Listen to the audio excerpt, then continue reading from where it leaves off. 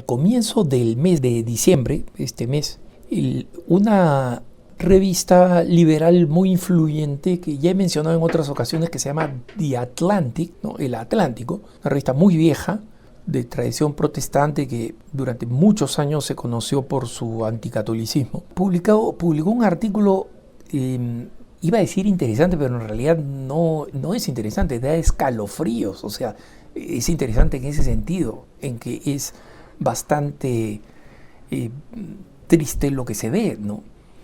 Y qué importante es para los que son papás, los que son mentores de jóvenes de hoy, los que trabajan en pastoral juvenil, los sacerdotes, los religiosos, y cualquiera en general que guía jóvenes, incluso si él o ella misma son jóvenes, es entender qué importante es que los jóvenes no se escuden en la moda o en el sentirse víctimas.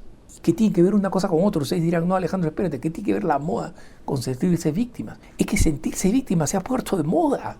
Y mucha gente dice, sí, yo tengo este problema porque otros dicen que lo tienen. Por ejemplo, desorden de deficiencia de atención.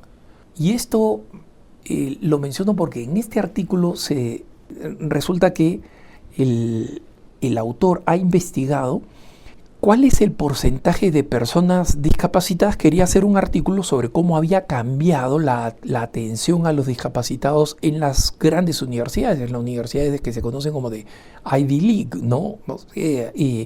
Harvard, Yale, Stanford, etcétera, las grandes, importantes y tradicionales universidades, las más prestigiosas, las más caras también.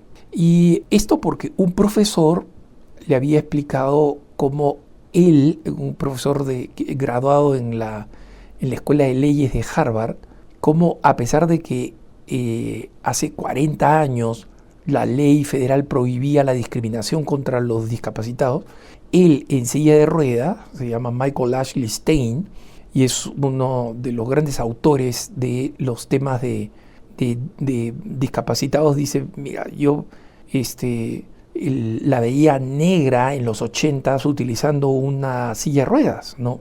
Usualmente me tenía que sentar en la parte de atrás de las aulas, porque las aulas habían sido construidas como anfiteatros sin alternativas para las personas en silla de ruedas, ¿no? O con movilidad limitada.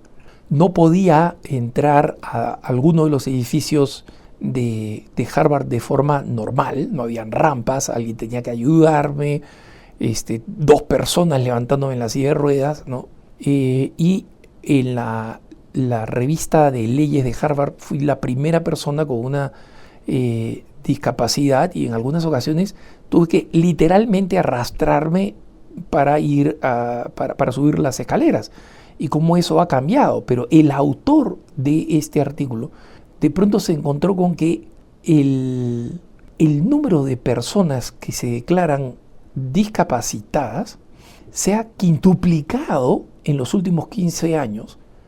Y, por ejemplo, en la Universidad de Berkeley, una importante universidad de la red de universidades de California, casi 1/3 de la población estudiantil se declara discapacitada. Y en la Universidad de Amherst es el 34%. O sea, un poco más del tercio. En Brown y Harvard son el 20%.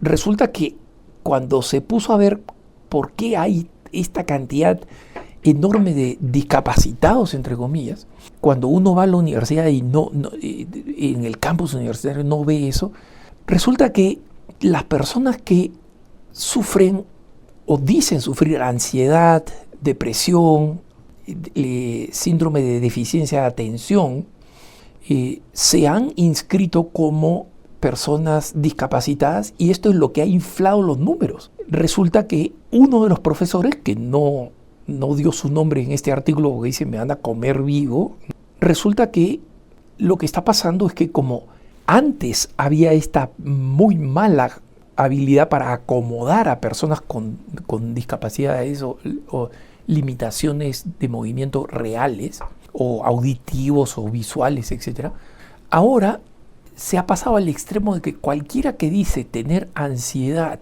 depresión o deficiencia de atención tiene que recibir tiempo extra para dar los exámenes, tiempo extra para presentar los trabajos.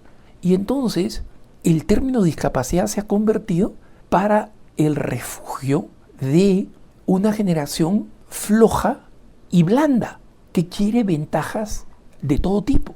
Y hermanos, no es que estos problemas no existan y no es que alguna de estas personas requieran una cierta adaptación, pero la universidad no es el lugar donde tú buscas compasión, es el lugar donde tú vas a aprender y a rendir, especialmente si es una universidad altamente exigente y una universidad que cuesta entrar, no solamente por dinero, sino por razones académicas. Entonces, esta investigación descubre también que en una universidad como Harvard, el número de personas que aprueban A más, o sea, con la máxima calificación que se puede dar, es el 40%. Entonces, hermanos, ¿ustedes de verdad creen que en una universidad el 40% es ya imposible de ser mejor? ¿O básicamente las notas se están regalando porque los profesores temen las quejas? Porque efectivamente si los alumnos no reciben la nota suprema, los papás vienen y se quejan. Y no solamente se quejan, sino que amenazan con hacerle un juicio a los profesores. Entonces dicen, mira, la educación se ha vuelto una payasada, una concesión. Son los locos los que están al cargo del manicomio, para utilizar una expresión, ¿no? Y no los médicos. Esto es importante que saberlo, porque tenemos que evitar criar una generación de algodón con la generación Z o lo que ahora llaman la generación alfa. Tenemos que tener cuidado de asegurarnos que no estamos criando ese tipo de personalidades, que no estamos concediendo simplemente por una cuestión de debilidad psicológica o a veces de mercado. ¿Y por qué de mercado? Porque algunas universidades literalmente piensan, mira, si yo no le hago esta concesión a los jóvenes, estos jóvenes se van a ir a otra universidad. Y justamente como la población juvenil está decayendo, después de la generación boomer, las nuevas generaciones son más reducidas en población, las universidades están muriendo. Hay universidades literalmente que están cerrando, que han cerrado en Estados Unidos. Por ahora son las pequeñas, pero las grandes ya han comenzado a ver esta presión y entonces han comenzado a ofrecer ya no ventajas académicas, sino confort. Mira, acá tenemos un excelente gimnasio, tenemos un menú de almuerzo y de cena que son excepcionales, con gourmets, etc. Todo se ha convertido en apapachar, ¿no? En engreír a los estudiantes en vez de exigirlos, que es la razón por la cual existe la universidad. Ojalá que en nuestras familias, en nuestras instituciones, en nuestras parroquias, en nuestros grupos juveniles, nosotros seamos la excepción, donde los jóvenes se sientan desafiados, porque aunque les atrae carnalmente la comodidad y la condescendencia, las almas de todos los hombres, incluyendo los jóvenes, claman por la exigencia y el heroísmo. Que tengas un buen día.